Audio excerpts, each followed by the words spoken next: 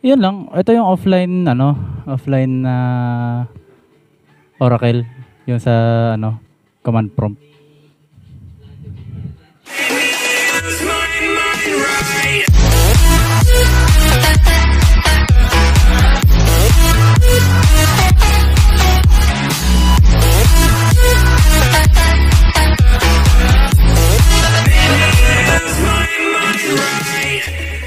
Okay guys, ito nga pala si ano, Kuya Yumol nyo. Ang topic natin ngayon is kung paano mag-install ng Oracle 21C sa computer.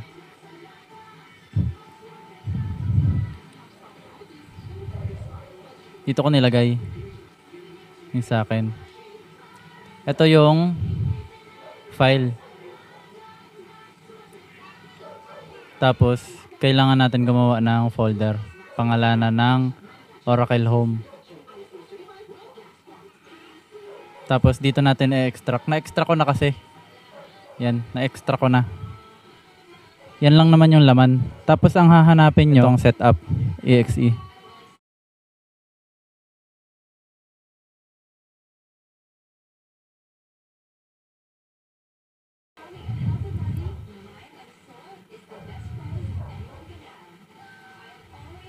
Yan.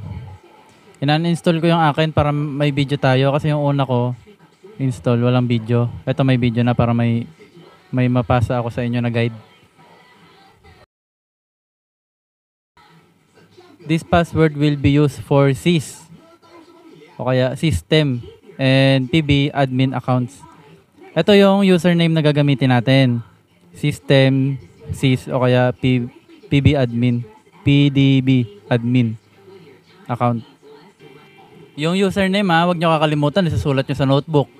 System, big letters, o kaya sys, o kaya PDB admin. Tapos yung password nyo sa baba, huwag nyo kakalimutan. Tapos install. Ito. Since HDD yung ano ko, yung memory, matagal to. Ayan, tapos na. At ayan, pipindutin na lang yun natin yung finish. Ito yung EM express URL nya, localhost 5500 EM. Tapos ito yung pluggable database. Tapos multi-tenant container database. Yan. Tapos finish. Ngayon, titignan na natin kung na-install na talaga siya. Ayan, dito na. Yan.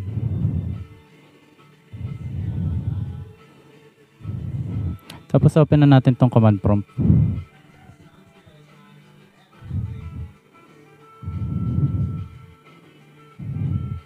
Tapos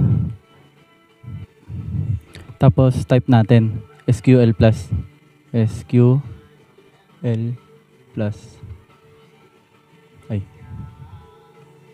Tapos enter. Yan, username. Siyempre, system. Big letter yan eh. System. Enter. Tapos yung password na nilagay natin kanina.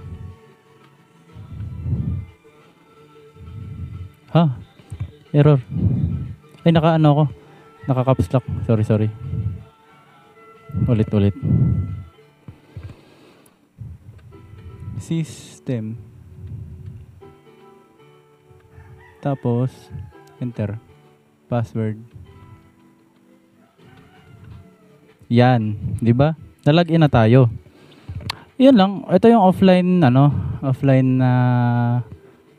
Oracle. Yung sa command prompt. Yun lang, hanggang dyan lang kasi installation lang to at pag open. Thank you.